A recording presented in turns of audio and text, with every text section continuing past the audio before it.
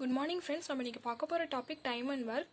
Time and work வந்து quantitative ஆப்டிடியூடில் ரொம்ப இம்பார்ட்டண்ட்டான டாபிக். இது இல்லாமல் எந்த காம்படிட்டிவ் எக்ஸாம்ஸுமே இருக்காது. பேசிக்காக டைம் அண்ட் ஒர்க்கில் சம்ஸ் எப்படி கேட்பாங்கன்னா, 10 பேர் சேர்ந்து ஒரு வேலையை 15 நாளில் முடிக்கிறாங்க. அதுவே அதே வேலையை 20 பேர் சேர்ந்து எவ்வளோ நாளில் முடிப்பாங்க அப்படின்றது தான் இருக்கும். பேசிக்காக ஸ்லைட் வேரியேஷன்ஸ் இருக்கும் ஒவ்வொரு கொஷினுக்கும்.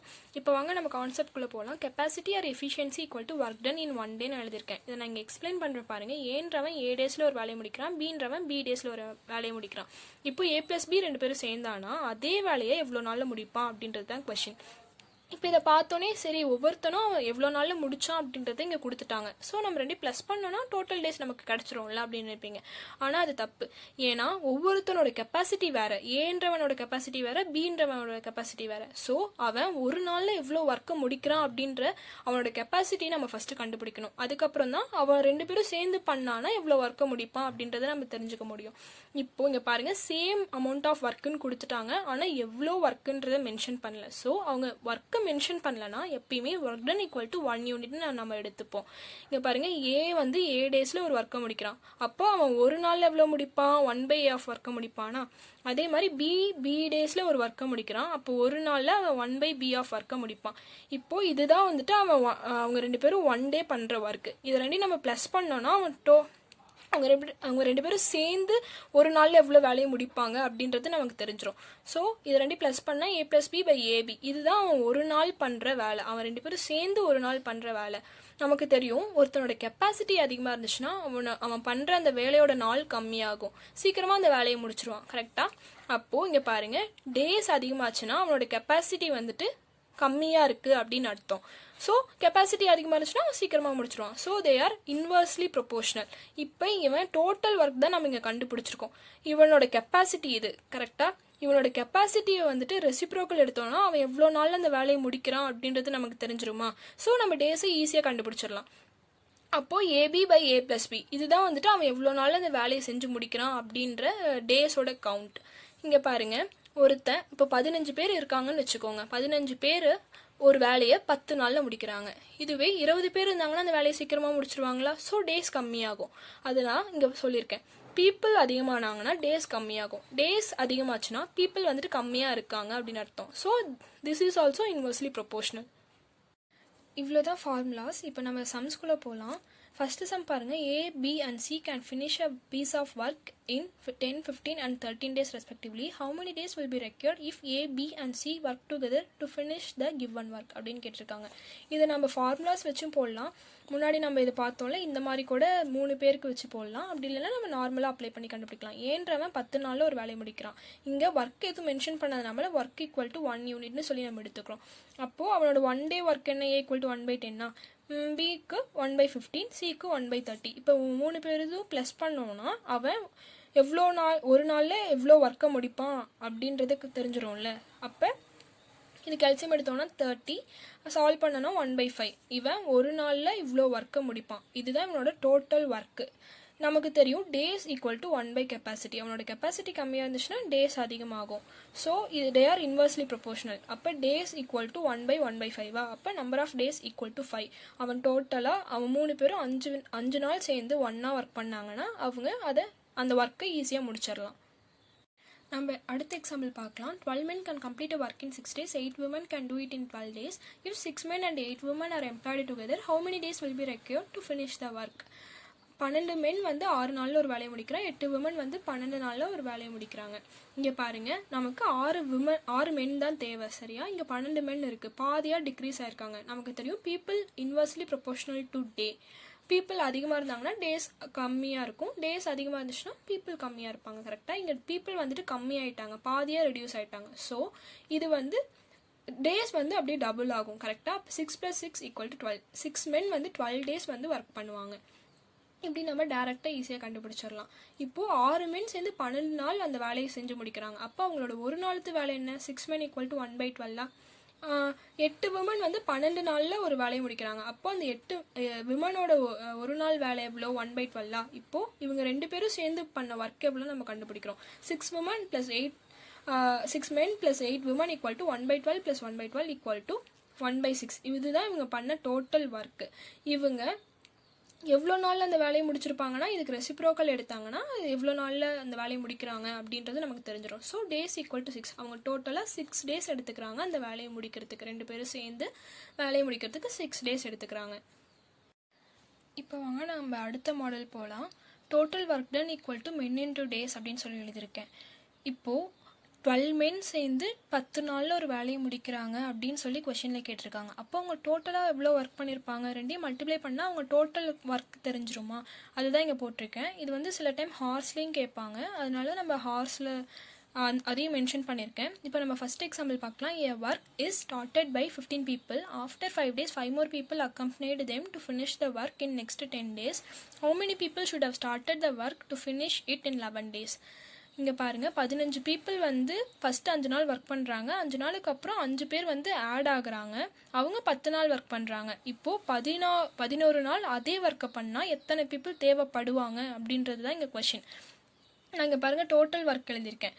டோட்டல் ஒர்க்கு ஃபஸ்ட்டு வந்து 15 பேர் ஒர்க் பண்ணுறாங்களா, இன்ட்டு ஃபஸ்ட்டு 5 டேஸ் ஒர்க் பண்ணுறாங்க. ஸோ 5 ப்ளஸ் 15 பேரோட 5 பேர் வந்து 5 நாளுக்கு அப்புறம் ஆட் ஆகுறாங்க. So plus 5. அவங்க எவ்வளோ நாள் ஒர்க் பண்ணுறாங்க, இன்ட்டு 10. இதுதான் வந்து டோட்டல் ஒர்க்கு. இதே ஒர்க்கை 11 நாள் வந்து சில செட் ஆஃப் பீப்புள் பண்ணாங்கன்னா அவங்க எவ்வளோ பேர் தேவைப்படுவாங்க, அதே ஒர்க்கை 11 நாள் செய்கிறதுக்கு எவ்வளோ பீப்புள் தேவைப்படுவாங்க அப்படின்றது தான் கொஷின். ஓகேவா? ஸோ ஒரே அமௌண்ட் ஆஃப் ஒர்க்கு தான். ஸோ ரெண்டையும் நம்ம ஈக்குவேட் பண்ணிக்கலாம்.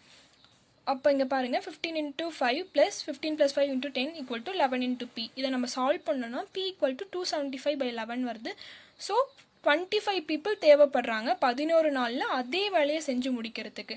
இப்போது இது உங்களுக்கு டவுட்டாக இருந்துச்சுன்னா இந்த p = 25 கொண்டு போய் இந்த ஈக்குவேஷனில் அப்ளை பண்ணி பாருங்கள், ரெண்டும் பேலன்ஸ் ஆகும். ஸோ நம்ம கண்டுபிடிச்சது வந்துட்டு கரெக்டான ஆன்சர்னு சொல்லி அதை வச்சு நம்ம கண்டுபிடிச்சிடலாம். அடுத்த எக்ஸாம்பிள் பாருங்கள். 12 men and 18 women can complete a work in 6 days, whereas 12 women can complete the work in 18 days. 4 days later, they started the work. 4 men left. How many days will the remaining people take to complete the remaining work அப்படின்னு சொல்லி கேட்டிருக்காங்க. Total work எவ்வளோ, 12 men 18 women சேர்ந்து 6 நாள் work பண்ணுறாங்க. கரெக்டாக? So 12 men + 18 women into 6. அது எதுக்கு ஈக்குவல், 12 விமன் 18 டேஸ் ஒர்க் பண்ணுறதுக்கு ஈக்குவல். ஸோ அதை ரெண்டையும் நான் 2 பேருக்கும் ஒரே ஒர்க் தான். ஓகேவா?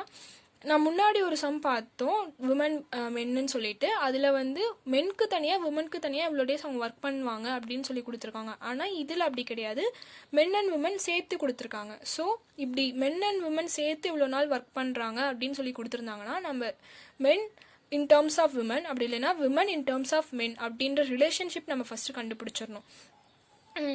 இப்போது நம்ம என்ன கொஷின் கேட்டிருக்காங்கன்னா, 4 நாள் வந்து 12 men 18 women வந்து 4 நாள் சேர்ந்து ஒரு ஒர்க்கை பண்ணுறாங்க. 4 நாளுக்கு அப்புறம் 4 men போயிடுறாங்க. அப்போ மிச்சம் 8 men இருப்பாங்களா, ப்ளஸ் 18 women வந்து அந்த ஒர்க்கை எவ்வளோ நாளில் செஞ்சு முடிப்பாங்க அப்படின்றது தான் இங்கே கொஷின். ஃபஸ்ட்டு நம்ம ரிலேஷன்ஷிப் கண்டுபிடிச்சிடலாம். சொன்ன மாதிரி 12 men + 18 women into 6 days = 12 women into 18 days. இப்போ இதுக்கு ரிலேஷன்ஷிப் கண்டுபிடிச்சா ஒரு மென் வந்து 3/2 ஆஃப் விமனுக்கு ஈக்குவல். இப்போது நம்ம இங்கே மென்னை இன் டேர்ம்ஸ் ஆஃப் விமனுக்கு ஈக்குவேட் பண்ணியிருப்போமா. ஸோ இங்கே சேம் அமௌண்ட் ஆஃப் ஒர்க் தான் கொடுத்துருக்காங்க. நம்ம என்ன பண்ணுறோம், 12 women into 18 எடுத்துக்கிறோம். நாம் கண்டுபிடிக்க போகிற அந்த ஈக்குவேஷன் எடுத்துக்கிறோம், ரெண்டுக்கும் ஈக்குவேட் பண்ணுறோம்.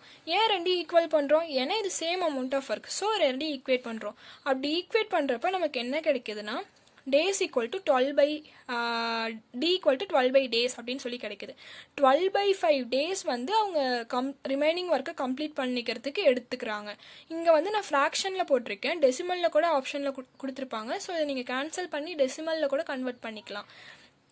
ஒன்று புரிஞ்சுக்கோங்க, இந்த மாதிரி 2 பேராமீட்டர் கொடுத்துருந்தாங்கன்னா நம்ம ஃபஸ்ட்டு ரிலேஷன்ஷிப் அதுக்கு கண்டுபிடிக்கணும். அதாவது மென் விமன் பாய்ஸ் கேர்ள்ஸ்னு கொடுத்துருந்தாங்கன்னா boys in terms of girls கண்டுபிடிக்கணும், girls in terms of boys கண்டுபிடிக்கணும். அதை வச்சு அந்த ஈக்குவேஷனை ஈக்குவேட் பண்ணி டேஸை வந்து கண்டுபிடிக்கணும். அப்படி கண்டுபிடிச்சிங்கன்னா நம்ம ஈஸியாக ஆன்சர் கொண்டு வந்துடலாம். இந்த சம் பாருங்கள், இது கொஞ்சம் டிஃப்ரெண்ட்டான சம், நல்லா கவனிங்க. X alone can do a piece of work in 12 days. Y can alone do the same work in 24 days. If x and y work on alternate days with x on first day, then how many days will be required to finish the work? X மட்டும் 12 நாள் ஒரு ஒர்க்கை பண்ணுறான், அதே ஒர்க்கை Y வந்து 24 days எடுத்துக்கிறான். அப்போது இவங்க ரெண்டு பேரோட 1 டே ஒர்க் எவ்வளோ? 1/12 1/24. இப்போ இவங்க ஆல்டர்னேட்டிவாக பண்ணுறாங்க. எக்ஸ் வந்து ஃபஸ்ட்டு ஸ்டார்ட் பண்ணுறான். அப்போது எக்ஸ் வந்து 1/12 ஆஃப் ஒர்க்கு ஃபஸ்ட்டே பண்ணுறான், நெக்ஸ்ட் Y பண்ணுறான், அந்த மாதிரி போய்கிட்டே இருக்குது. இப்போ என்னென்னா இவங்க ரெண்டு பேரும் சேர்ந்து 2 நாள் ஒர்க் பண்ணுறாங்க. கரெக்டாக இவங்க ரெண்டு பேரும் சேர்ந்து ஒர்க் பண்ணாங்கன்னா அது வந்து 2 டேஸ். கரெக்டாக அப்போ 2 டேஸ் ஈக்குவல் டு 1/12 + 1/24 சொல்லி எடுத்துக்கிறோம். அப்போது 2 டேஸ் சேர்ந்து அவங்க 1/8 ஆஃப் ஒர்க்கு பண்ணி முடிக்கிறாங்க. இப்போது இவங்க எவ்வளோ ஒர்க்குன்றதை மென்ஷன் பண்ணல, ஆனால் சேம் அமௌண்ட் ஆஃப் ஒர்க்குன்னு சொல்லிட்டாங்க. ஸோ சேம் அமௌண்ட் ஆஃப் ஒர்க்னா நம்ம என்னென்னு எடுத்துப்போம்? ஒர்க் ஈக்குவல் டு 1 யூனிட்னு சொல்லி எடுத்துப்போமா? அப்போ இங்கே பாருங்கள், 2 நாளில் அவங்க 1/8 ஆஃப் ஒர்க் பண்ணி முடிக்கிறாங்க. அப்போது அவங்க ஒரு 1 யூனிட் ஆஃப் ஒர்க்கை முடிக்கணும்னா எவ்வளோ நாள் எடுத்துப்பாங்க அப்படின்றத நம்ம கண்டுபிடிக்கணும். அப்போது நமக்கு இன்னும் 7/8 ஆஃப் ஒர்க் நமக்கு தேவைப்படுது. ஸோ இதை ரெண்டையும் கிராஸ் மல்டிப்ளை பண்ணுங்கள். கிராஸ் மல்டிப்ளை பண்ணோன்னா 1/8 ஆஃப் ஒர்க் 2 டேஸில் அவன் முடிச்சிடறான். ஸோ 1 யூனிட் ஆஃப் ஒர்க் அவன் முடிக்கணும்னா எவ்வளோ நாள் அவனுக்கு தேவைப்படும்? கிராஸ் மல்டிப்ளை பண்ணோன்னா ((1/8 = 2 × 1) அப்போ ((= 16 days). ஸோ அவங்க ரெண்டு பேரும் ஆல்டர்னேட்டிவாக 16 டேஸ் எடுத்துக்கிறாங்க அந்த சேம் அமௌண்ட் ஆஃப் ஒர்க்கை முடிக்கிறதுக்கு. இது வரலையும் நம்ம வெறும் இவ்வளோ டேஸில் ஒர்க் பண்ணாங்க, அப்போது எவ்வளோ நாளில் ஒர்க் பண்ணுவாங்க அப்படின்ற கொஷின்ஸ் தான் பார்த்துட்டு இருந்தோம். இப்போது அவங்களுக்கு வேஜஸோடு வச்சு பார்ப்போம். A can do a piece of work in 15 days, B in 20 days. They finished the work with the assistance of C in 5 days and received ₹45 as their wages. What will the share of each person? A வந்து 15 நாளில் ஒரு வேலையை முடிக்கிறான். அப்போ அவனோட 1 day work எவ்வளோ? 1/15. B வந்து 20 டேஸில் அதே ஒர்க்கை முடிக்கிறான். ஸோ அவனோட 1 day ஒர்க் 1/20. கரெக்டாக A அண்ட் B வந்து சியோட சேர்ந்து 5 நாளில் அந்த வேலையை முடிக்கிறாங்க. ஸோ A, B அண்ட் சியோட 1 day ஒர்க் எவ்வளோ? 1/5. இப்போ நமக்கு அவங்களோட ஷேர் தெரியணும்னா நமக்கு ஃபஸ்ட்டு C தெரியணும். சியை கண்டுபிடிக்கணும். இப்போ ஏபியோட 1 day ஒர்க் நமக்கு தெரியும், C மட்டும் தான் தெரியாது. ஸோ நம்ம இந்த ஈக்குவேஷனில் கொண்டு போய் அதை அப்ளை பண்ணால் நமக்கு சியோட 1 day ஒர்க் கிடைச்சிரும். ஸோ சியோட 1 day ஒர்க் எவ்வளோ? 1/12. இங்கே பாருங்கள், இது வரலையும் நார்மலாக நம்ம எப்பயும் போல் கண்டுபிடிக்கிறது. இப்போ நம்ம வேஜஸ் கண்டுபிடிக்கணும்னா என்ன பண்ணணும்? அதோட ரேஷியோஸ் தெரியணும். ஒவ்வொருத்தருக்கும் எவ்வளோ மடங்கு அமௌண்ட்டு போகும் அப்படின்ற அந்த ரேஷியோ தெரியணும். கரெக்டாக ஃபஸ்ட்டு ஏவோட ரேஷியோ 1/15, பியோட ரேஷியோ 1/20, சியோட ரேஷியோ 1/12. இப்போது இது பாருங்கள், பெரிய பெரிய நம்பராக இருக்குது, நமக்கு சின்ன சின்ன நம்பராக வேணும். அதனால இதை வந்துட்டு சால்வ் பண்ணணும்னா ஃபஸ்ட்டு இது கெல்சியம் எடுக்கணும். நீங்கள் ரேஷியோ அண்ட் ப்ரொபோர்ஷன் பார்த்துருந்தீங்கன்னா இது வந்துட்டு உங்களுக்கு புரியும்.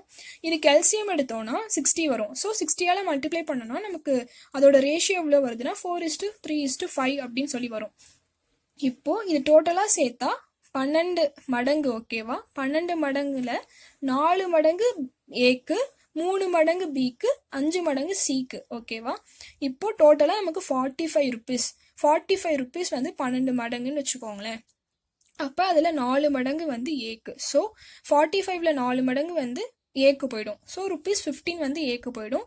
நெக்ஸ்ட்டு அதே மாதிரி பிக்கு கண்டுபிடிச்சோன்னா ₹11.25 வந்துட்டு பிக்கு போயிடும். சிக்கு வந்து ₹18.25 போயிடும். ஸோ இது எல்லாத்தையும் ப்ளஸ் பண்ணிங்கன்னா உங்களுக்கு ₹45 வரும்.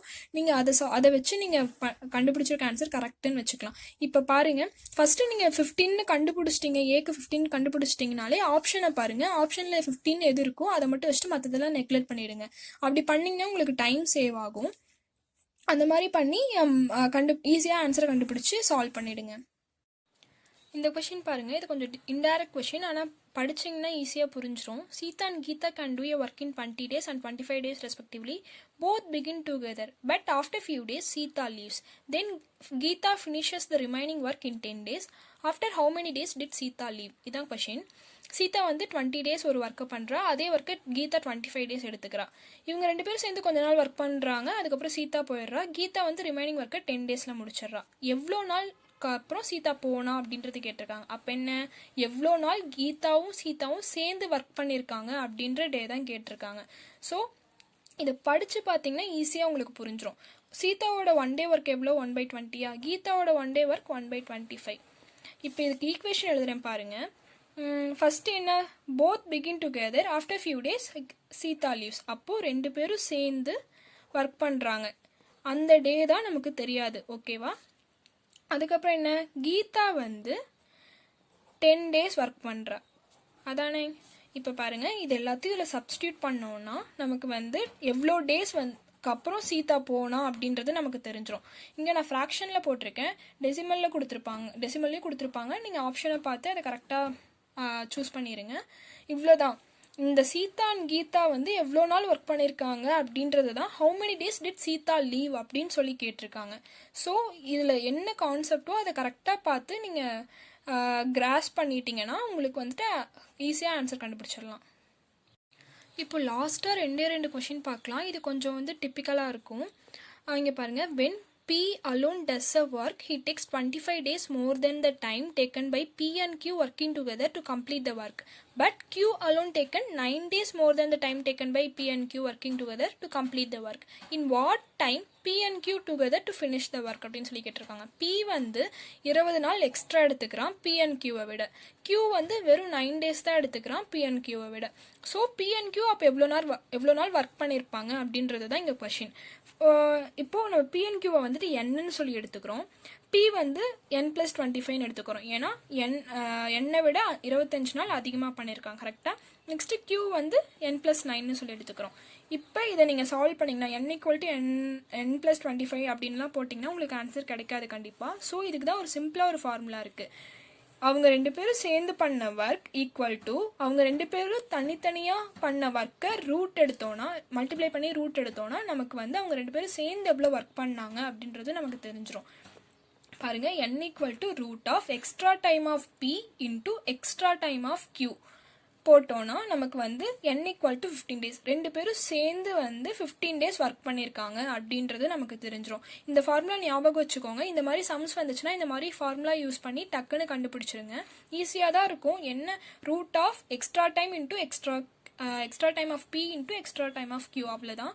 இந்த சிம்பிள் ஃபார்முலா ஞாபகம் வச்சிட்டிங்கன்னா இந்த சம்மை ஈஸியாக சால்வ் பண்ணிடலாம். பாருங்கள், எவ்வளோ பெரிய கொஷினாக இருக்குது, ஆனால் ஈஸியாக ஆன்சர் போட்டுட்டோம். இதுதான் இந்த செஷனோட லாஸ்ட் சம். இது கொஞ்சம் டிஃப்ரெண்ட்டாக இருக்கும், மற்ற சம்ஸை விட நல்லா கவனிங்க. A can work 5 times faster than B and take 60 days less than B to complete the work. In how many days does A and B individually can complete the work? இப்போ வந்து B பண்ண ஒர்க்கை வந்துட்டு நம்ம என்னன்னு சொல்லி எடுத்துக்கலாம். A பண்ண ஒர்க் என்ன, n-60. ஏன்னா 60 டேஸ் அவன் கம்மியாக ஒர்க் பண்ணியிருக்கான். இப்போ இது ரெண்டையும் சால்வ் பண்ணோன்னா கண்டிப்பாக ஆன்சர் ஈக்குவலாக வராது. ஏன்னா இங்கே இன்னொரு கண்டிஷன் கொடுத்துருக்காங்க. A வந்துட்டு 5 times efficiency than B. 1 நிமிஷம் A எடுத்துக்கிட்டானா 5 நிமிஷம் B எடுத்துப்பான். அப்போது ஏவோட எஃபிஷியன்சி இங்கே அதிகம். ஸோ இது ரெண்டையும் ஈக்குவேட் பண்ணிங்கன்னா கண்டிப்பாக ஆன்சர் தப்பாக தான் வரும்.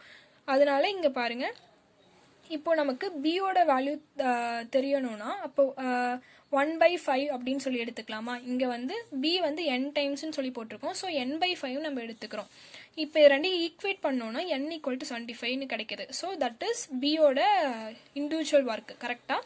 இப்போது இதிலிருந்து நம்ம ஏவோட இண்டிவிஜுவல் ஒர்க் கண்டுபிடிக்கிறோம். n-60, that is 75 - 60 equal to 15 days. 15 days வந்துட்டு ஏ அந்த ஒர்க்கை முடிக்க எடுத்துக்கிறான், ஆனால் 75 டேஸ் எடுத்துக்கிறான் பி. இப்போ இந்த 15ஓட இன்ட்டு 5 போட்டிங்கன்னா தான் பி அவன் பண்ண வேலையோட நாள் கிடைக்கும். சரியா? அதான் 5 times எஃபிஷியன்சி தென் பி அப்படின்னு சொல்லியிருக்காங்க. இந்த செஷனில் ஏதாச்சும் டவுட் இருந்துச்சுன்னா கமெண்ட் செஷனில் போஸ்ட் பண்ணுங்கள். ஃபீட்பேக் ஃபார்மை மறக்காமல் ஃபில் பண்ணிவிடுங்க. தேங்க்யூ.